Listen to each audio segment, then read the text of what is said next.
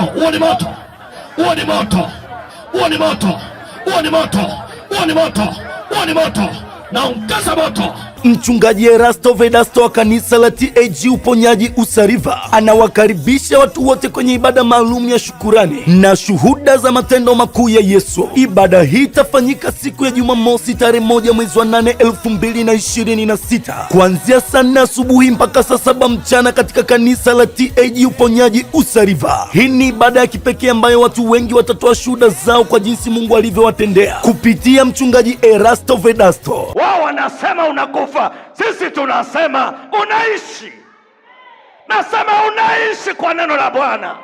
Ewe mkazi wa Arusha, njoo usikie na uone jinsi Mungu alivyotenda. Waliokuwa hawatembei wakitembea, waliokuwa hawasemi uone wanavyomwimbia Mungu, na wale waliokuwa vichaa wakiwa kanisani wakimtumikia Mungu. Pia katika maandalizi ya kuipokea ibada hii maalum, kanisa la TAG Uponyaji Usariva wameandaa semina kubwa ya neno la Mungu itakayoanza kesho Jumatano mpaka Jumapili tarehe 2 mwezi wa 8, kila siku saa 9 alasiri mpaka saa 12 jioni. Mwalimu wa semina hii ni mtumishi wa Mungu Noah Akio kutoka jijini Arusha. Kumbuka, Jumamosi tutafanya ibada kubwa ya shuhuda hapo TAG Uponyaji Usariva, siku ya kusikia na kuona yale hujawahi kusikia wala kuona. Maombezi yatafanyika kwa watu wote, hivyo usimwache mgonjwa nyumbani. Kwa maelezo piga simu namba 0756498083. Wote mnakaribishwa. Mbele yetu tunaye mtumishi wa Mungu ambaye ana ushuhuda mzito. Amekaa jela miaka 2 akiwa katika misukosuko. Tutamuuliza, atatueleza pengine kukaa jela miaka 2 kulisababishwa na nini na alipataje neema ya kuweza kutoka. Tunaye mbele yetu, tutakwenda kuzungumza naye. Bwana asifiwe. Amina, amina. Habari za uzima? Salama sana. Ni mwenyeji wa wapi? Mimi ni mwenyeji wa mkoa wa Manyara, wilaya Babati, kijiji cha Kiongozi. Okay, wewe ni mzaliwa wa huku? Hapa.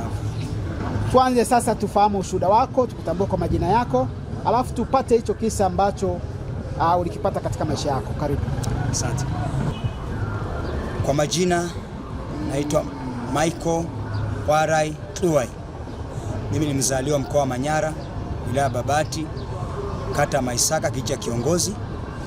Ninasali kanisa la TAG Kiongozi. Mchungaji wangu anaitwa Festo Ndihano na mimi ni mzee wa kanisa.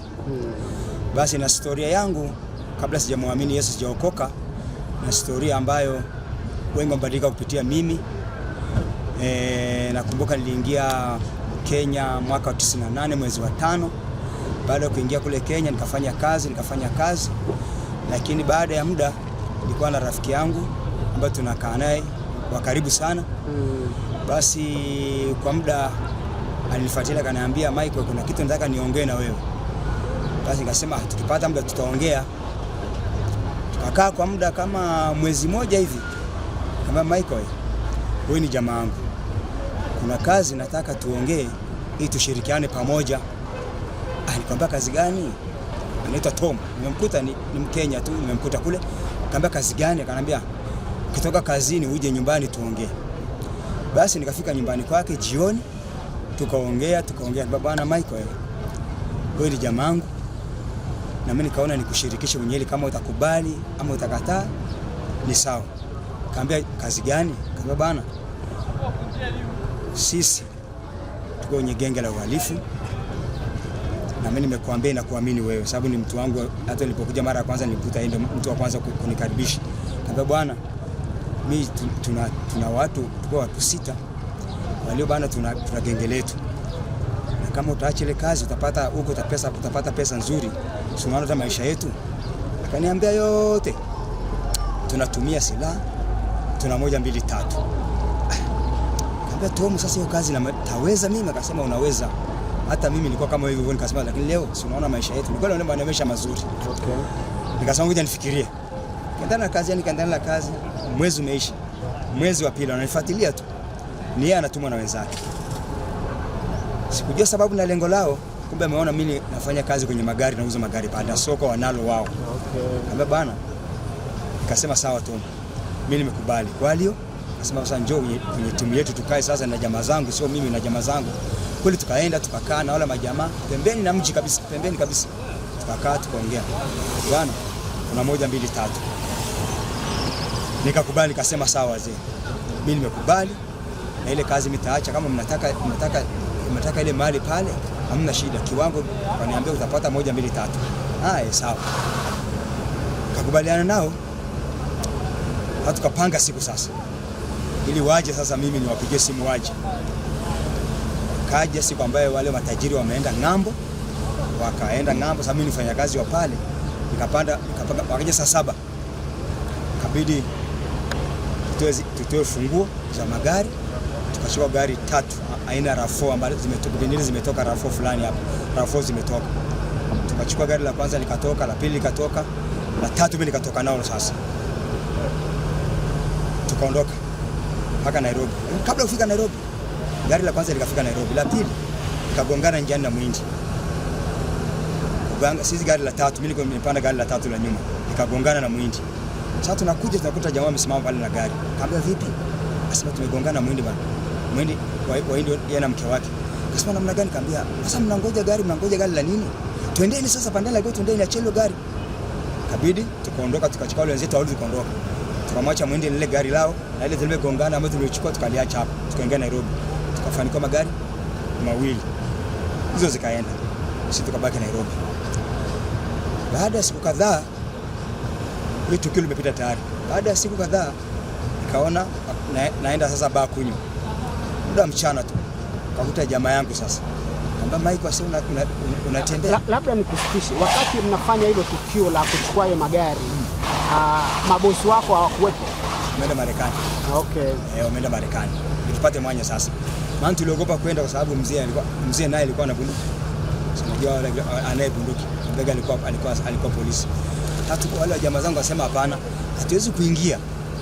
Mzee anayetu atujua amejipangaje kule. Hapo ni kweli. Akasema tutulie kwa, tukatulia kwa muda. Kidogo aliposafiri tukapata nafasi, ndio tukaje kuchukua nani sasa. Sasa jamaa tukaacha Nairobi, tukafanikiwa na magari mawili. Baada ya siku kadhaa kama wiki mbili au wiki 3. Mimi sikujua anatafuta kabisa. Mungu amenisaidia tu, nikakuta jamaa kwenye baa pale anakunywa, anaye gazeti anasoma. Mimi naingia tu hivi.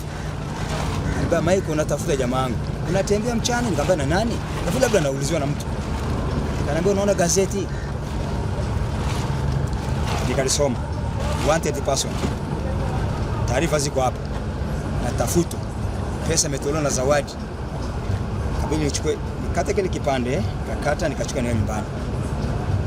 Sasa ikawa sitembei mchana, natembea usiku. Kofia navuta hapo. Hofu ya wasiwasi kwamba watu naweza onekana sababu mtu anataka hela hapa. Hela kwa Kenya 50,000 kwa hapa ni kama milioni na laki. Sasa nikawa najificha hivyo, najificha kwa muda, nikajificha.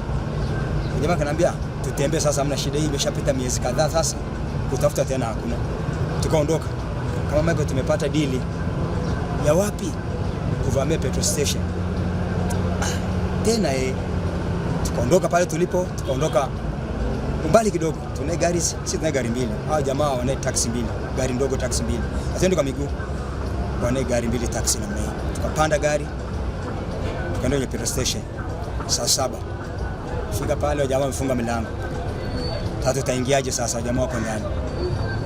Sababu tunaye bunduki, tunaye uniform, tunaye pingu, tunaye radio call. Tukagonga mlango. Asi fungueni bana mlango. Si ni maskari wa Lang'ata, kuna kitu inaitwa Lang'ata. Sio maskari wa Lang'ata, fungua mlango. Wajamaa wako 5 wamejifungia ndani. Tukagonga mlango. Hapa ni kioo, huku ni mbao. Huyu wa ndani anaona nje huko. Akatuchungulia, akajua hao ni maskari. Tumesimama tu mlangoni hivi. Akafungua mlango. Kitendo cha kufungua mlango tumeingia nao ndani. Funga mikono, funga miguu, funga na mdomo. Tukarundika wote hapa, tuchukua hela tukaondoka. Kabla tujaondoka sasa. Polisi wameingia, tujajua wametoka wapi, mimi sijajua. Nikasikia bunduki imepigwa chini. Tukalala chini kidogo. Ya pili. Tukasema watu tumekutwa sasa hapa. Sasa tuanze mabishano sasa. Sasa ni petroli, unajua sheli ni uwanja. Sasa ni bunduki sasa ni yani ndio hivyo tu, ni Mungu amesaidia tu. Kabidi sasa tumelemewa sasa. ule ukuta wa sheli sio mrefu, unaweza ruka. Jamaa akaruka pa. Sasa mimi sasa nataka kutoroka namna hii kwenye kona hivi, nataka kuruka namna hii. Jamaa kaniwekea askari, kaniwekea bunduki, akasema ruka nikupiga ama usimame hapo hapo. Kabidi nikasarenda, nikatulia chini. Gari zilikuwa mbili nimesema. Huyu mmoja mwenye gari akakimbia chap kabla askari kule akachukua gari yake akakimbia. Kapiga risasi kwa nyuma hivi, hajapatwa, akakimbia. Huyu mwingine anataka kuchukua gari yake, akaweiwa pale, akaacha gari akakimbia. Kwa hiyo mimi na gari tukashikwa, gari likabaki pale na mimi nikabaki pale. Tukamatwa sasa. Nikapelekwa pale hapo uwanja wa sheli na maaskari. Wale jamaa wakapiga kelele, tumefungwa. Wakafunguliwa jamaa 5. Pendwa mtazamaji, mimi maaskari wakasema, akamwambia vijana basi mchukueni mtoeni mshughulikieni. Maaskari akatoa ruhusa. Kapigwa sawa. Pigwa kweli, yani nilipigwa kiasi cha kwamba yani lengo lao niue, lakini Mungu tu alikataa, walinipiga mpaka mwili wote damu. Nashukuru Mungu, mimi nikajaliwa macho umetobolewa, mbavu labda nimevunjika. Si kuvunjika chochote. Ndipo lainika sasa, akaona huyu jamaa na kazi, wakaleta dumu ya petroli sasa. Basi sheli wamwage waniripue. Najua ni sauti ya Mungu imesema tu muacheni. Askari akasema msimchome, mwacheni. Walisha petroli pale wakaacha. Sasa alipoona nile damu hizi kope zilikuwa zimeshika, sasa sioni. Kanichukua kwenye gari, kanirusha tu kama mtu amekurusha huko, sasa una kazi gani karusha kule. Jamaa akabaki na shughuli zao pale, akapelekwa polisi. Fika polisi wakanivua nguo zote. Search kila kitu nini na nini. Sikio sikubeba silaha, nilikuwa na simu yangu na mavazi. Sasa nasema tuelika siku sababu ujambazi labda tunakula kiapo, tumekula kiapo. Kuna mahali mnaenda mnakula kiapo kwamba lolote litokee, utakufa peke yako, usiseme mwingine. Na iliingia kwenye damu, ilipopigwa kapelekwa kituoni kuhojiwa chumba cha upelelezi. Hata kupigwa mateso na kila kitu, sikusema, nikasema waniue, sikusema. Na wajua na wafahamu, sisemi, nisema waniue tu moja kwa moja. Huo ni moto.